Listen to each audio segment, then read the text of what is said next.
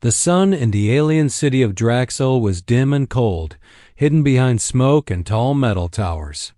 The ground was dirty, and the air smelled like oil and burning metal. In the middle of this place stood a little girl, shaking from the cold, holding a sign made from broken cloth. Her voice was small, but it cut through the noise. "Please make an offer for my mom. She cook you delicious meals." Most people just walked past her. Some looked at her with pity. Others laughed. No one stopped. She was just another forgotten child in a galaxy that didn't care. Her clothes were too big for her. Her feet were bare. Her eyes were tired but still hopeful. She stood near the market gates, where aliens from all over the galaxy came to trade. Her skin was pale purple, her hair dark and tied in a loose braid. She looked no older than 8 human years. Behind the market, in a locked metal cage, her mother waited. Once a proud chef known for her human-style cooking, she was now a prisoner to a cruel merchant who demanded she work without rest to pay off a false debt. The merchant told the girl, "If someone offers enough, I'll let her go." But no one ever did.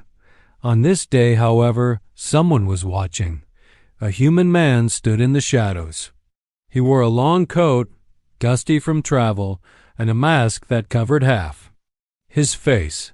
His name was Rin, a trader by job, but he was not here for goods. He had heard whispers about a child begging in the market for someone to buy her mother. It sounded strange. It sounded wrong. So he came to see for himself. When he saw the girl, he didn't laugh. He didn't walk past. He stopped. "Whose? Your mother?" he asked gently. The girl looked up, unsure if he was serious or just another cruel customer. She pointed behind the stalls to a metal hut. "She's in there. The merchant says, if someone offers enough, he'll free her." Rin didn't speak for a moment. His eyes scanned the area. He saw the guards near the hut, armed, watching. The place didn't look like a kitchen, it looked like a prison. "Can she really cook?" he asked out. The girl smiled, the first smile in days. "She can make anything, even with nothing. She says earth food can bring peace." Rin didn't reply. He simply said, "Take me to her." The girl led him through the side alleys, avoiding the main paths. She moved fast, like someone who had done this many times. When they reached the hut, she knocked 3 times, paused, then once more. A soft voice came from inside. "Is it you, baby?" "Yes, Mama. There's someone here." The metal door slid open slightly, and a tired woman peeked out. Her face lit up when she saw her daughter, but turned cautious when she noticed Rin. "I'm not here to harm you," Rin said. "I'm here to talk." The mother's name was Alara. Her voice was soft, but her eyes showed strength. She invited them in quickly, before the guards noticed. Inside was a tiny space, just enough for a stove, and a bed. Broken pots hung on the wall. The air smelled of herbs and something sweet. It didn't feel like a cage. It felt like a home trying to survive. Alara offered Rin a seat. She had nothing else to offer. "I don't know who you are," she said. "But if you're here to make fun of my daughter's hope, please leave now." Rin looked at her seriously. "I'm not here to make fun. I'm here to make a decision." Outside, the merchant stood tall, watching the hut from afar. He didn't like strangers, and he especially didn't like humans who asked too many questions. Back inside, Alara sat quietly, holding her daughter's hand. "He says I belong to him until I pay the debt, but the debt keeps growing, no matter how much I work." Rin asked, "What would you do if you were free?" Alara smiled sadly. "Cook, feed people, make a place where no one is turned away." Rin stood up. "Wait here." As he walked out of the hut, his hand touched the side of his coat. Inside was something valuable, but he wasn't sure if he would trade it. Yet, the girl ran after him, grabbing his sleeve. "Please, don't forget about her. Even if you don't offer, just don't forget." Rin turned to her. I won't. And for the first time in days, the girl believed someone meant it asterisk the human's offer the next morning. The market was louder than usual. Traders shouted. Machines buzzed and strange smells filled the air. But the girl stood in the same spot again, holding her sign. Her lips were dry, her legs weak, but she didn't stop. Her mother was still locked behind metal walls, and time was running out. Then, just before noon, the human returned. He didn't walk like the others. He moved with calm steps as if he knew exactly what he came to do. The girl's heart jumped when she saw him. She ran up to him, hopeful but scared to speak first. Did you think about it? She asked. Rin nodded slowly. Yes, I'm ready to speak to the merchant. The merchant was a fat alien with shiny gold rings and oily skin. He always wore a fake smile, but his eyes were cold. He leaned on a tall cane and laughed when Rin approached. You again? The merchant said. Did you come to buy spices or stories? I came to make an offer, Rin replied. The merchant raised an eyebrow. For the mother? Ah, so the little brat's lies finally reached someone. She's not lying, Rin said firmly. Name your price. The merchant laughed hard. Price? You think this is about money? She owes me service for 10 more years, but if you want her, make it worth my while. Rin reached into his coat and pulled out a small black cube. It was plain, but the merchant's eyes widened when he saw it. A data vault? The merchant whispered. That's high security tech. Where did you get it? Doesn't matter, Rin said. It holds star routes uncharted, pirate lanes, worth more than what you'll ever earn in 5 lifetimes. The merchant stared at the cube like it was a treasure chest. He licked his lips. Fine, take the woman, but the girl stays. A little help is always needed in the kitchens. Rin didn't flinch. The deal was for both. The merchant's smile faded. Now, you're pushing it, but Rin simply raised his wrist. A light blinked. Somewhere in the sky, a ship above the market activated. Its scanners were now locked onto the merchant's storage crates. Try to cheat me, Rin said, and I'll make sure every crate you've hidden is beamed into orbit and dumped. The merchant froze. His face turned sour. After a long pause, he spat on the ground. Fine, take them. But if I see you again, it won't be business. Rin didn't answer. He walked away without a word. Behind him, the merchant cursed under his breath and signaled to a nearby guard. Something about this deal felt wrong to him. Something told him this human wasn't a simple trader. The girl and her mother were already waiting behind the stalls. Elara hugged her daughter tight, then looked at Rin with cautious eyes. Why? She asked. Why would you trade something so valuable for people you don't know? Rin didn't reply right away. He looked around, made sure no one was listening. Then said, because when I was young, someone gave up something priceless. To save me. He didn't say more. He didn't need to dot as they walked toward his ship. The girl clung to her mother, and Elara walked silently beside Rin. For the first time in years, her hands were not tied, her legs were not chained. But not. Everything was safe, yet Dot behind them, in a dark corner, one of the merchant's guards lit a communicator. They're leaving. Should I follow? A low voice responded, No, wait. This human just started something bigger than he knows. Far above the city, as Rin's ship prepared for launch, Elara looked at him again. You saved us. What do we owe you? He shook his head. Nothing. But the girl spoke up. My mom cooks the best food. You'll see. You won't regret this. Rin gave a small smile. I believe you. And as the engines roared to life, none of them knew they were flying toward a future full of secrets, danger, and a recipe that could shake the stars. A meal that changed everything. The ship glided through the dark skies, leaving the cruel market behind. Inside, the silence was heavy. Elara sat quietly in the corner of the ship's small mess hall, her arms around her daughter. Her eyes, once bright with life, looked tired and worn. But there was something else in them now, freedom. Rin sat across from them, staring at a blank plate. He hadn't eaten since yesterday, not because there was no food on the ship, but because he was waiting for something real. "You said your mother can cook," Rin finally said, looking at the girl. "I'd like to taste it." The girl looked at Elara, her eyes full of excitement. Elara hesitated, then slowly stood. Her hands trembled. As she moved toward the small kitchen unit in the corner, most of the food packs were basic dry rations, bland powders. But she opened her satchel and pulled out a tiny pouch wrapped in faded cloth. "What is that?" Rin asked. "My last spices," Elara said softly. "From Earth, before we lost everything." She started to work her movement slow but sure.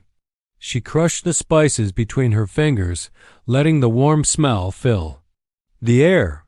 She added water, mixed a paste, and dropped in broken pieces of ship ration bars like they were rare ingredients. Within minutes, the cold metal room smelled like warmth, like comfort, like something long forgotten. When she served the meal, it didn't look fancy. The plate was a simple mix of roots, paste, and crushed grains. But the moment Rin took a bite, his eyes widened. He had eaten across the galaxy delicacies on royal ships, fusion food from alien worlds, but nothing ever felt like this. It wasn't just tasty. It was healing.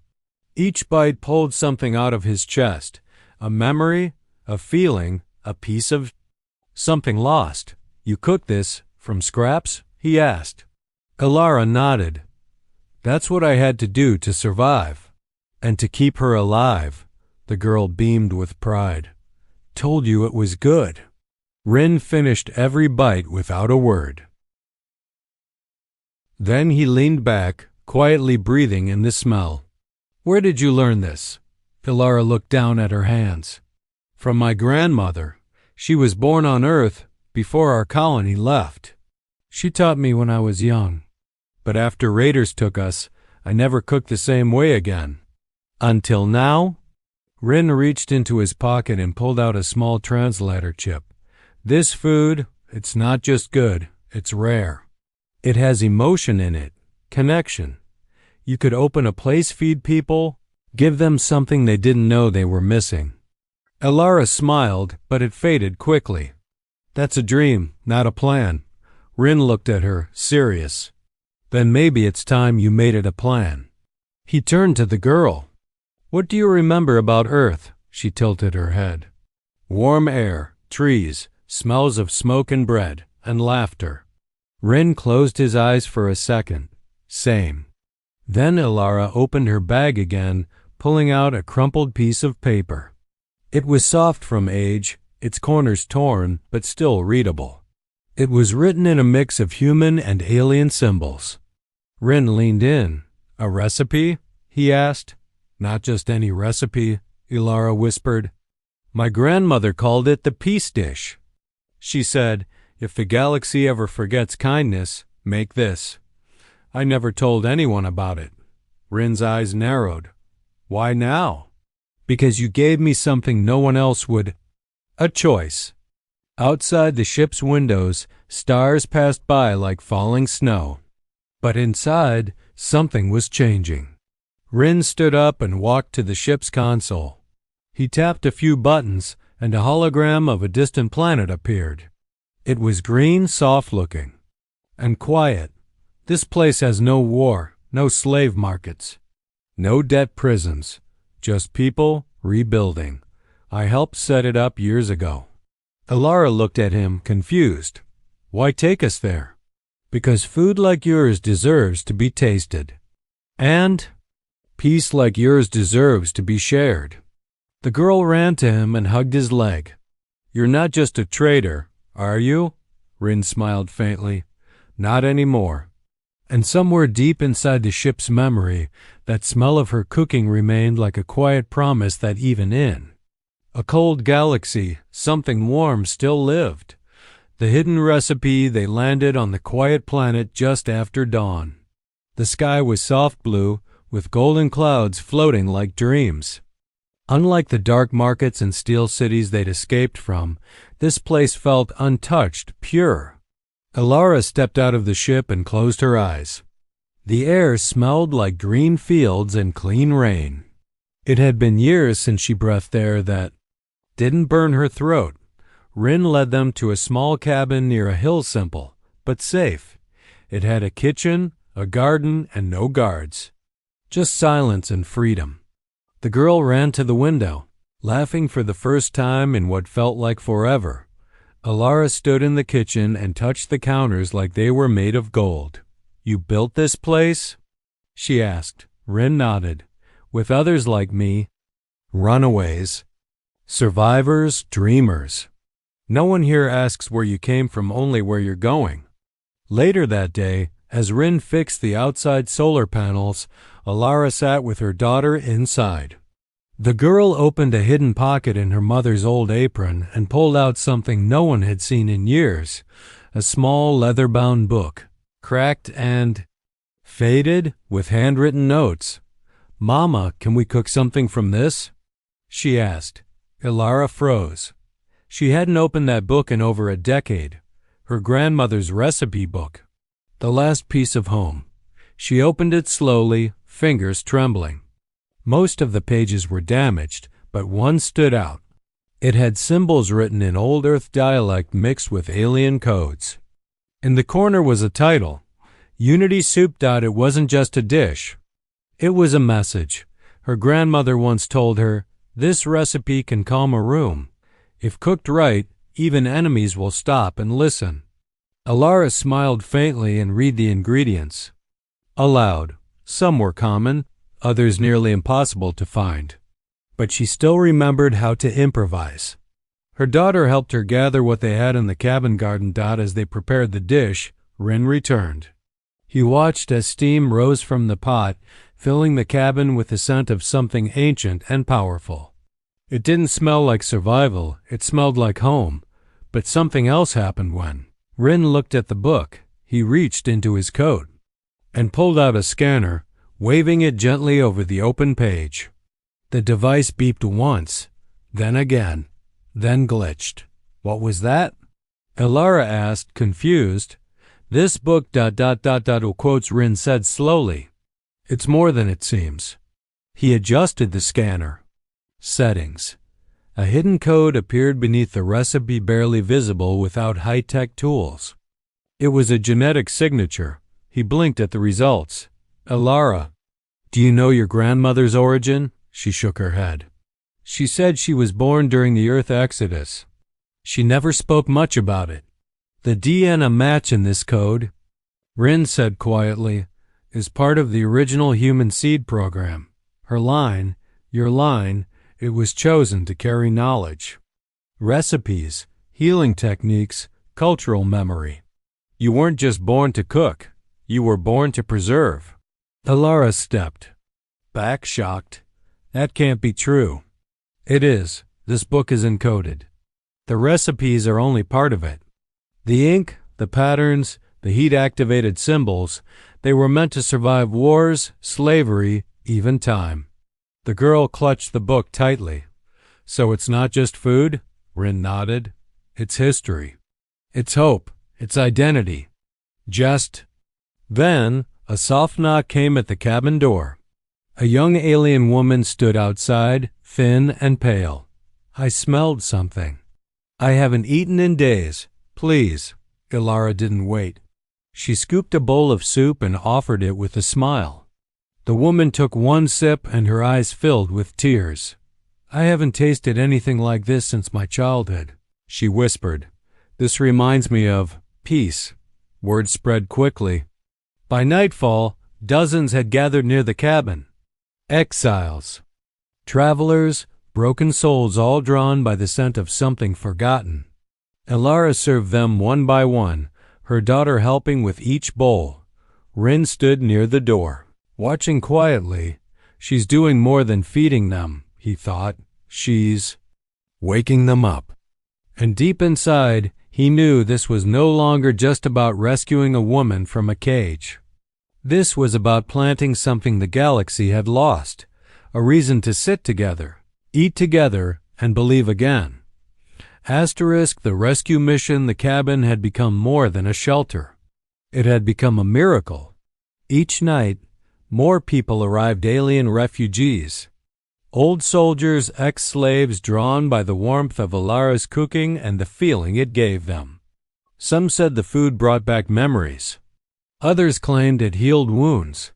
Whispers spread across the nearby colonies about the human woman who cooks peace. But not everyone liked it. Far away in the dark corners of the trade rings, the merchant, who had once owned Alara, heard the stories. He spat on the ground when he saw the images of smiling aliens holding bowls of her soup. She was mine, he growled, and he stole her. He contacted a group of enforcers, cold, armored thugs who worked in silence and shadows. Find the girl, find the human, and burn everything they've touched. Back on the quiet planet, Rin sensed something was coming. He had lived long enough to know that peace never lasted unless you fought to protect it. That night, he sat with Alara beside the fire while her daughter slept nearby. "They'll come," he said. "I know," she replied, "but I won't let them take you again." Alara looked at him, her eyes steady. "They won't need to. I won't run this time." The next day, Rin sent out a coded signal. It reached old friends, fighters from forgotten wars, rebels who owed him favors, smugglers who once ate at his table. Within hours, a plan was made. He set up a false announcement, a cooking contest between world's prize, rare spice from Earth. It was a trick, a way to draw in a crowd and hide their true goal. By the time the enforcers arrived on the planet's edge, the cabin had turned into a festival. Music played, lights danced in the trees. Alara stood in the open-air kitchen, flames rising from the grill as she cooked. Rin stood behind her, eyes scanning every shadow. One by one, the crowd formed a circle. Alara presented her signature dish. It was simple bread, soup, and fried roots, but it made people cry. Even warriors laid down their weapons just to have a bite. That's when the attack began. The enforcers stormed in with weapons ready, shouting for Alara, but the crowd didn't panic. They stood, they blocked. And from the shadows, Rin's allies emerged, old soldiers in hidden armor, cloaked fighters from the outer moons. The fight wasn't loud. It was precise.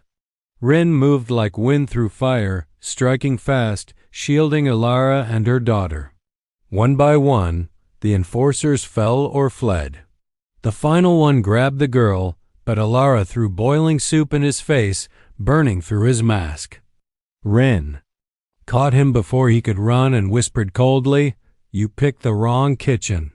When the dust settled, the festival had scattered, but the cabin still stood. The people returned slowly, afraid it was over. Alara stepped onto a crate and raised her voice. "This is not a place of war. This is a table. A table open to anyone who is hungry, tired, or lost. They tried to scare us. But we will not cook in silence anymore." The crowd cheered. Rin stood in the back, watching her like a man watching a star finally return to the sky. Later that night, as they cleaned up the mess, Alara turned to him. "You didn't just rescue me. You reminded me who I was." He smiled gently. "And you reminded me what home tastes like." But neither of them knew the merchant wasn't done. He had sent the enforcers to test their strength. Now he would come himself. And he would not come alone. In the shadows of a distant planet, a plan was forming, and the fire in Alara's kitchen would have to burn brighter than ever before. The fire in the kitchen the days after the attack passed quietly, almost too quietly. Alara's cabin still smelled of warm spices and cooked roots, and the visitors still came hungry, broken, and full of stories. But Rin knew peace like this didn't last. Especially not when the man chasing them was a merchant who owned more than slaves. He owned people's silence. Late one evening, as Alara stirred a thick red broth over the open fire pit outside the cabin, a strange traveler arrived. She wore a hood that covered her eyes and claimed to be a spice dealer. Her voice was sweet, her hands graceful, and she offered Alara a tiny glass bottle of glowing blue powder. "For your famous dish," she said. "It enhances the flavor, makes people crave more." Alara took the gift but didn't use it. Her eyes had seen too much. Her heart had learned to trust slowly. When she showed the powder to Rin later, he crushed it between his fingers and watched it fizzle like acid on stone. "Poison," he whispered. "And the woman?" "Gone," Alara said, as if she vanished into smoke. That night Rin posted 2 guards outside the cabin. He rechecked the alarms, reinforced the food storage, and made the girls sleep in the hidden storage compartment under the floor, just in case. Then came the flame's dot at midnight. While Alara and her daughter slept, fire erupted from the rear of the cabin. It wasn't from the kitchen. Someone had thrown plasma charges through the garden. The wooden walls caught instantly, and the scent of burning herbs filled the air. Rin kicked down Alara's door. "Get up, take the girl." Smoke poured into the room. The fire hissed and cracked like it was alive. Alara grabbed her daughter and wrapped her in a thick cloak. She tried to grab her cookbook, but the shelf had already caught fire. "No!" she screamed, reaching for it anyway. Rin pulled her back. "We'll save what matters first." Outside, villagers from nearby huts came running, buckets and cloth in hand. Some tried to douse the flames, others helped drag out sacks of supplies. Rin noticed movement near the tree line, a shadow with a glowing eye, watching. He ran toward it, gun drawn, but the figure disappeared into the woods. When he returned, half the cabin was gone. The roof had collapsed and the flames had died, but the heart of Alara's kitchen, the stove, the spice rack, the recipe book was reduced to black ash. She fell to her knees in the soot, clutching. The only thing that survived, the iron ladle passed down from her grandmother. The girl sat beside her mother, silent, as the villagers began rebuilding. No one blamed them. Everyone knew why the fire came. And yet, as dawn broke, the first thing Alara did was boil water. With smoke still rising from the earth, she cooked. Not with fancy spice, not with magic. Just boiled roots, crushed seeds, and crushed pain. People lined up anyway. Rin sat beside her, bruised and tired. "Why are you still feeding them?" She looked at the burned ground and said, "Because fire doesn't destroy flavor. It just makes the smell travel farther." The villagers clapped. Some cried, but Rin's eyes were on the horizon. He knew. Who would come next? The merchant wouldn't send thugs again. He would come himself, with chains made of gold and a smile sharper than any knife. And when he arrived, he wouldn't be after food. He would be after the soul of everything Alara had. Rebuilt asterisk, a new table. A new family. The merchant arrived dressed like a king. His ship landed just as the sun began to rise, golden light hitting its silver edges. The villagers stopped what they were doing. Birds scattered. The air turned heavy. He walked down the ramp, smiling, wearing long purple robes, polished boots, and rings that sparkled with stolen wealth. Behind him stood a dozen guards in black armor, silent, still, dangerous. Alara didn't hide. She stood beside the broken remains of her burned kitchen, wearing soot-covered clothes, her daughter at her side. Rin stepped forward, hand on his belt, ready for anything. The merchant clapped slowly as he approached. "So this is where you've been hiding, dear Alara, starting your little soup revolution?" He laughed. "People eating roots and broth like it's gold. How adorable." Rin said nothing. He didn't need to. "I'm not here for violence. the merchant continued, spreading his hands. "I'm here for what's mine. The woman, the girl, and the recipe." Ilara looked him dead in the eye. "There's nothing here that belongs to you," the merchant smirked. "Then you won't mind if I take a taste." He walked over to one of the large pots simmering over a new fire pit. Without permission, he dipped in a ladle, brought it to his lips, and sipped. Then paused. His smile faded. "What is this?" he asked, confused. "It tastes wrong." "It's not made for you," Ilara said calmly. "It's made for people who are hungry for more than food." Whispers moved through the crowd. People stepped forward, one by one, holding bowls. Alien hands, scarred hands, human hands. Not a single one belonged to a slave. All of them stood between Ilara and the merchant. "This planet doesn't belong to your chains," Rin said. "It belongs to those who feed, not those who feed on others." The merchant's eyes narrowed. "This is treason." "No," Rin replied. "This is community." The guards moved. Hands touched weapons. But before a fight could start, the villagers raised tools, pans, stones, whatever they could. And just behind them, Rin's hidden allies emerged from the trees. This time, they weren't hiding. Surrounded and outnumbered, the merchant finally saw what had truly grown here. Not a kitchen, not a soup line, a family. He backed away, sneering. "This isn't the end." "No," Ilara said, holding her daughter close. "It's the beginning." The merchant turned, his cape whipping behind him, and vanished back into his ship. The moment it took off, cheers broke out. Not wild, loud ones, just soft, tired voices celebrating something rare. Safety. In the days that followed, the villagers helped build a new cabin. Not just for Ilara, but for anyone who needed a place to start again. Rin built a long wooden table under the stars, no walls, no doors, just seats for anyone who walked in peace. At the table's edge, carved in careful letters, were words from Ilara's grandmother. "When you feed someone with love, you change." Their story. Ilara cooked every day. Her daughter helped. And Rin? He stayed not as a guard, not as a savior, but as a man who had finally found a home.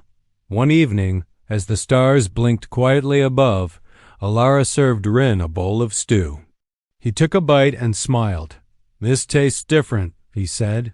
She smiled back. "That's because I added something new today." "What?" She leaned close and whispered, "Hope."